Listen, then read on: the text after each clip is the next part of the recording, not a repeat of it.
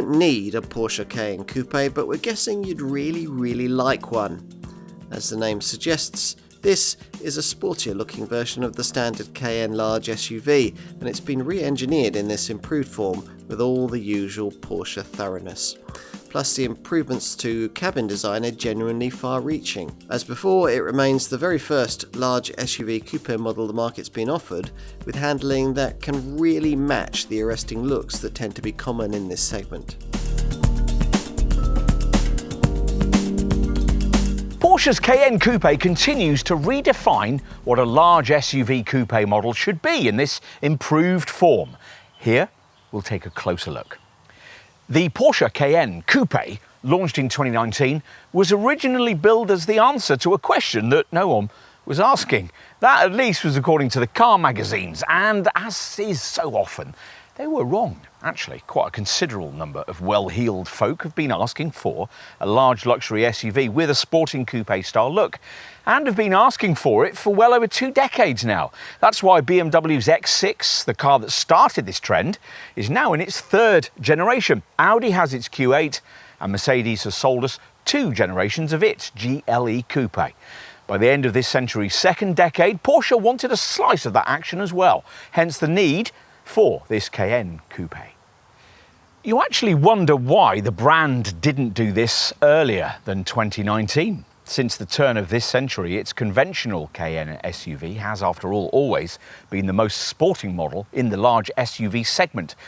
We always thought that if its sharp handling prowess could be transferred into the coupe version of this sector, a segment rather in need of sharp handling prowess, fireworks might be in prospect. Sure enough, the Cayenne Coupe has sold well for Porsche, contributing significantly to the Cayenne range's position as the brand's global bestseller. Porsche wants this current model to remain on sale for most of the rest of this decade, alongside the completely different all-electric Cayenne that's due here in 2026. For this combustion-powered E3 design, what that meant in late 2023 was the need for what the brand described as one of the most extensive product upgrades in its history. It certainly was extremely far-reaching, with significant engineering changes and a completely fresh feel for the cabin.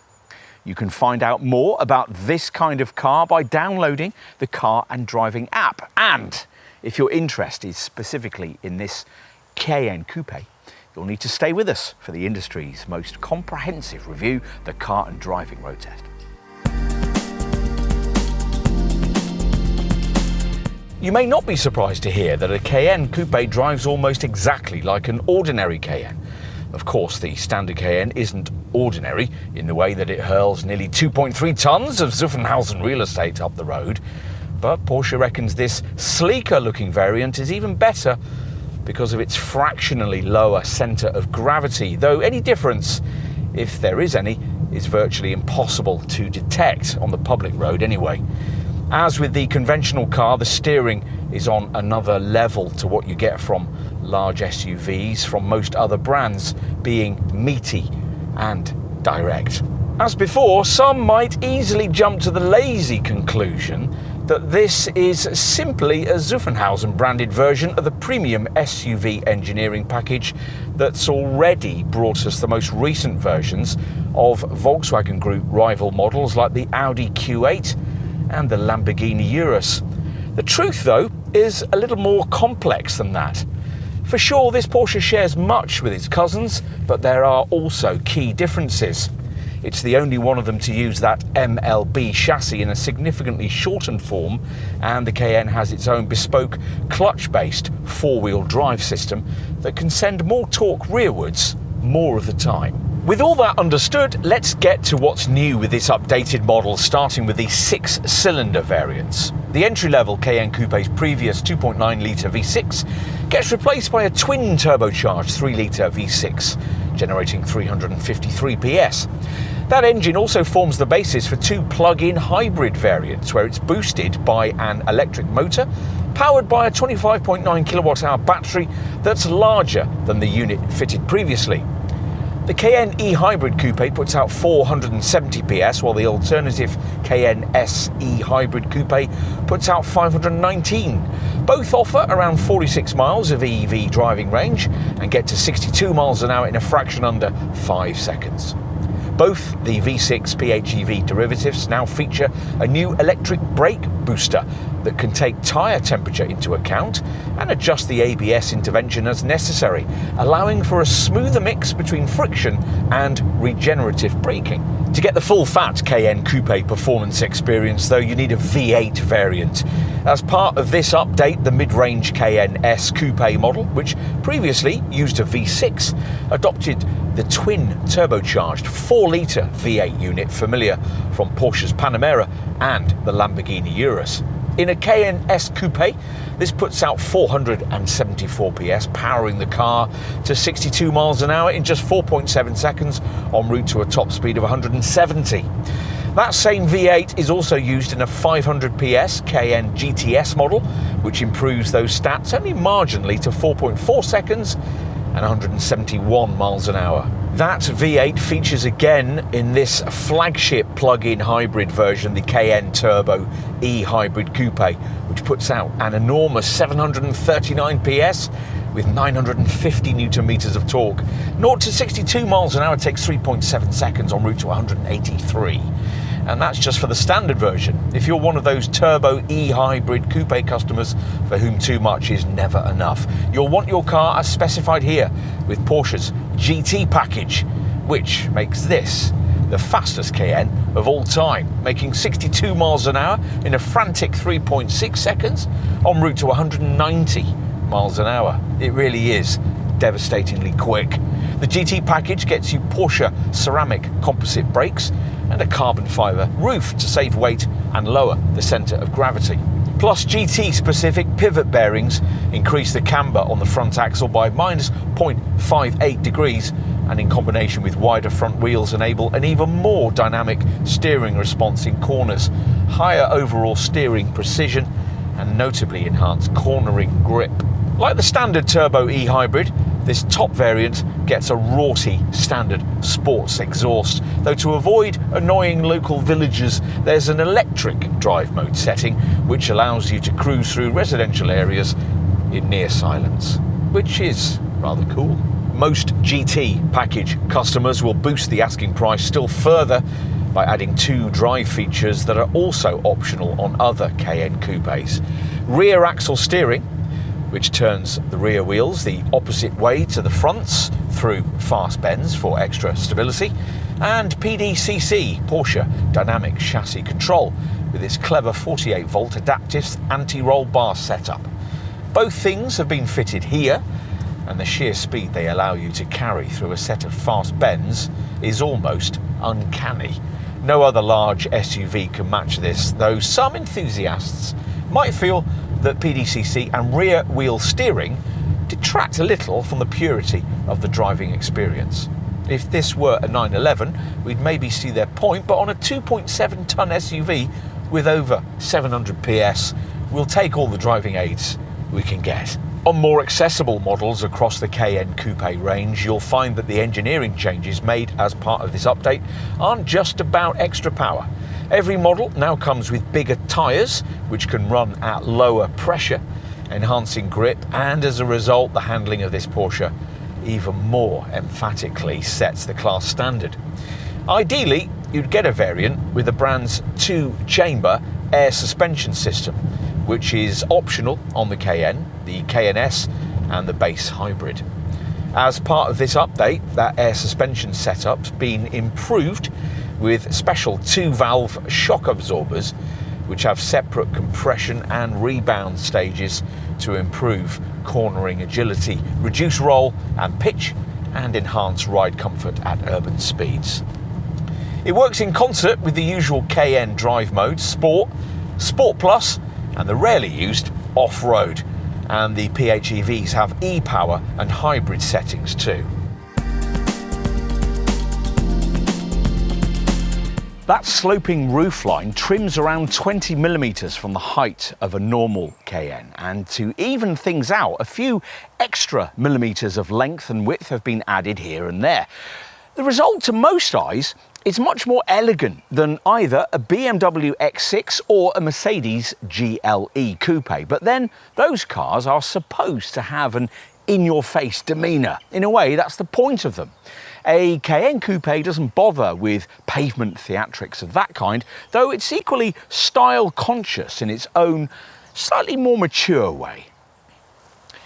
Brand loyalists will recognise this updated model by its resculpted bonnet and swollen wings, and perhaps also by new-look matrix LED headlights, which feature over 32,000 pixels per cluster. Turbo models like this one are set apart by enlarged cooling air intakes, accented by gloss black air blades.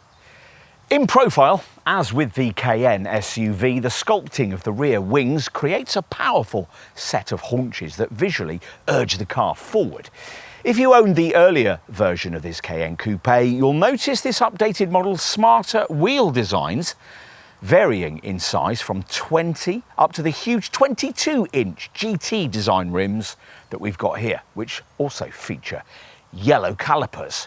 Across the range, mixed tyre sizes front and rear are fitted to boost sharper driving dynamics. At the rear, there's a restyled three-dimensional light bar and a restyled apron with a low-mounted number plate. Turbo models like this one are set apart by two twin tailpipes in brushed stainless steel. And this top GT package model gets this subtly extreme carbon fibre roof spoiler. OK, let's take a look in the cabin. The key changes with this revised design, though, lie inside up front, where the brand has thoroughly redesigned things, borrowing Porsche driver experience cabin architecture cues from its Taycan EV. It's certainly very different to the kind of interior we were served up with the original version of this generation model, the main change lying with the lack of cowling for this redesigned, curved and fully digital 12.6-inch freestanding instrument binnacle, which offers up to 7 different views, including a 5-dial 911 style layout. As before, angled grab handles sprout from either side of the lower centre console, but that console panel has been revised completely as part of this update. Nor is it any more dominated by a bulky gear stick, that now replaced by a small dash-mounted gear selector, another feature borrowing themes familiar from the Taycan, as does the redesigned steering wheel. Otherwise, things are much as before, which means that fortunately quite a few things haven't changed, primarily a driving position that remains remarkably low set for a large SUV, in keeping with that quest for sports car style driving dynamics and a cockpit style feel. And with all the Alcantara style race text trimming that features with this top variant, it feels very high end indeed. The huge 12.3-inch colour touchscreen controlling the PCM, or Porsche Communication Management Infotainment System, isn't much different from before, though Android Auto is now included, as are added native apps like Spotify and Apple Music. This monitor is quite intuitive. For instance, it can sense a hand approaching it and display menus it thinks you're likely to want to view. Using predefined tiles, users can easily create a home screen with their preferred functions, then quickly switch them about using the usual pinch and swipe technology, all the while enjoying crystal clear graphics that only Mercedes can match. You can have a third screen on this redesigned dash too, the optional 10.9-inch touchscreen ahead of the front seat passenger that we've got here. Porsche says that this extra passenger display can take the strain off the driver by allowing someone else to set navigation destinations or media settings. A special film on the passenger display prevents the driver being distracted while the vehicle is moving. What else? Well, the classic 3-spoke wheel feels great in your hands, and the sports seats are brilliantly supportive, and of course will be more so if you can afford to spend big on an options list upgrade to go from 8-way to 14 or even 18-way adjustment. Cabin storage space is decently provided for too. Let's try the back.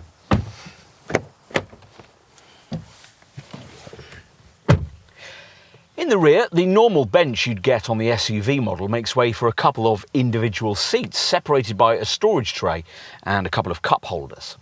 If you need the occasional option to take 3, a 2+1 layout can be specified at extra cost. With the coupe body shape, you might worry about a reduction in headroom, but because the seat base has been lowered by 30mm over the SUV model, that's actually not much of a problem. As before, the scalloped front seat backs help with legroom, and you can better prioritise space for your feet by making use of seat bases that slide over a range of 160mm.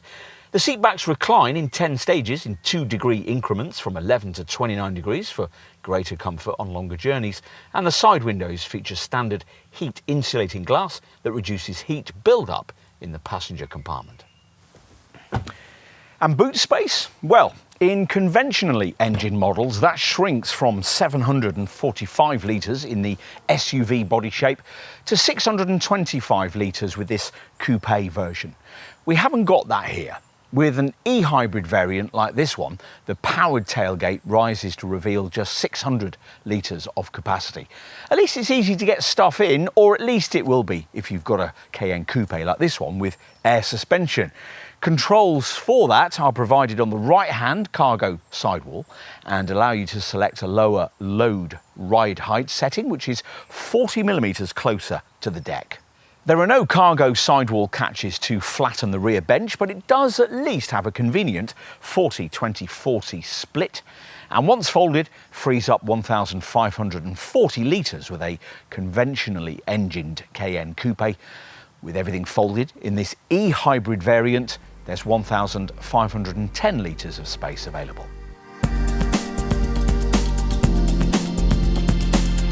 Prices have risen quite a bit since we tested the original version of this Cayenne Coupe back in 2019. The asking figures at the time of this test in summer 2025 started from around £82,000 for the standard 3-litre V6 petrol Cayenne Coupe, and it's then quite a big step up to the e-hybrid, around £90,000, and the more powerful Cayenne S Coupe, which is pitched at £98,000. The S e-hybrid version costs around £100,000, the GTS variant is around £109,000, and the top turbo e-hybrid coupe is available either in standard form from around £146,000 or in the GT package form, in which case the car costs around £166,000. Yes, really. Whatever your powertrain choice, you'll need a premium of around £3,000 to £4,000 over the alternative standard SUV body style, depending on the version you're looking at. Either way, these figures are still reasonably competitive, with those being asked for nicer versions of large luxury SUV coupes like the BMW X6, the Mercedes GLE Coupe and the Audi Q8.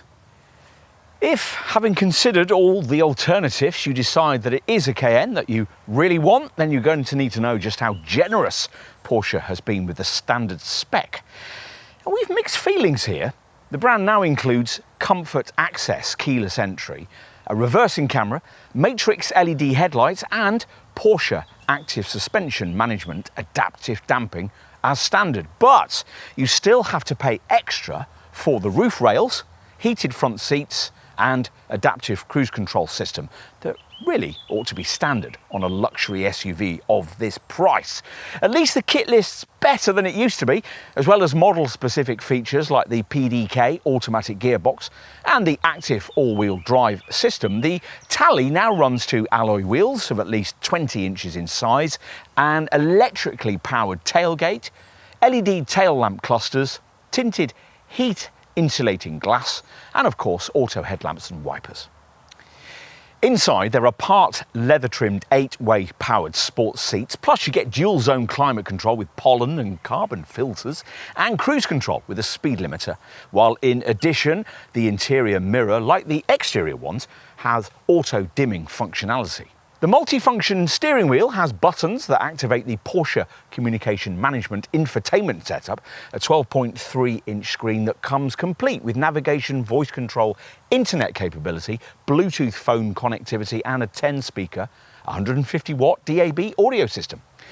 There's standard Apple CarPlay and Android Auto smartphone mirroring, and also included is a Connect Plus module with LTE and 4G phone connectivity, Wi-Fi capability and an integrated SIM card.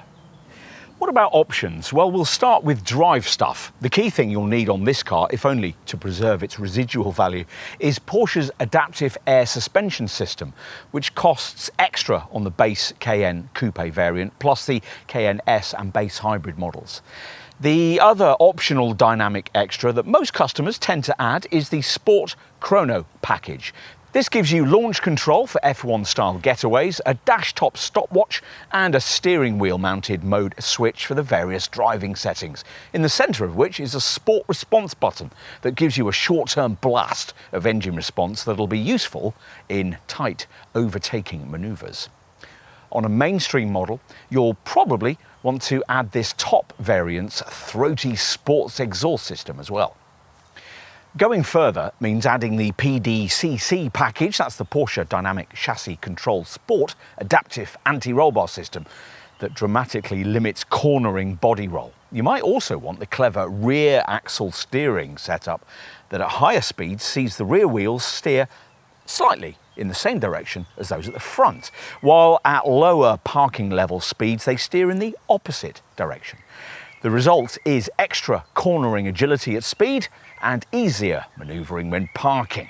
Cayenne S buyers can also specify PTV Plus, the Porsche Torque Vectoring Plus package that works through the twisty stuff to counter both understeer and wheel spin by lightly micro-braking whichever front wheel is threatening to lose grip. What else? Well, we definitely want that sports exhaust system, and if you're going to use the car hard and fast, maybe even occasionally on a track, it might also be an idea to uprate this model's stopping power with the fearsomely expensive PCCB or Porsche ceramic composite brakes that we've got here. What about headlight technology? Well, you can upgrade that by adding an HD version of the Matrix LED headlight system. These lamps draw from navigation data, as does another tempting electronic option, the now improved Porsche Inner Drive system, which includes adaptive cruise control, a feature you can also order separately. Once you've set a navigation destination, the Inner Drive system constantly looks ahead over the next couple of miles, calculating the optimum acceleration and braking responses that will be needed, taking into account corners, roundabouts, inclines, speed limits and traffic flow. It then feeds this information to the gearbox, the engine and the braking system. And you can also add in other features that'll make your journeying life easier. This test car has a few of those, including a head-up display, remote park assist and night vision assist. Away from driving features, there are, of course, also lots of more comfort-orientated options you could add. And we've got quite a number of those here. A third 10.9-inch passenger display screen ahead of the front seat occupant, 4-zone climate control, an air quality system, electric roll-up sunblinds for the rear side windows, and our favourite touch, the Race Tex-clad, carbon-trimmed, heated GT Sports steering wheel. We've also got the top audio upgrade, Burmester high-end 3D surround sound system with 21 speakers and 1,455 watts of power. If you can't stretch to that on mainstream models, try at least for the 14-speaker 710 watt Bose surround sound setup, which comes as standard on turbo models. You might additionally want to add a cabin air ionizer, soft closed doors, electric steering column adjustment, rear privacy glass, coloured ambient lighting, roof rails, an electrically retracting tow bar, and we think it would be wise to specify the 20-inch folding emergency tyre. On to safety. Now, a little disappointingly, only the basics get offered here as standard.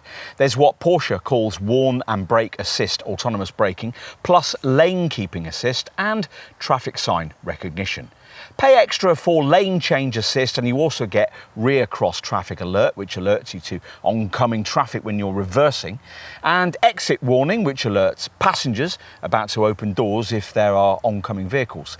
If you pay extra for adaptive cruise control, Porsche will also include 3 extra camera features: evasion assist, which helps with panic steering manoeuvres, turn assist, which monitors traffic when turning right and will automatically brake the car if there's a danger of collision, and an emergency stop function, which automatically brings the car to a controlled stop if you're taken ill at the wheel.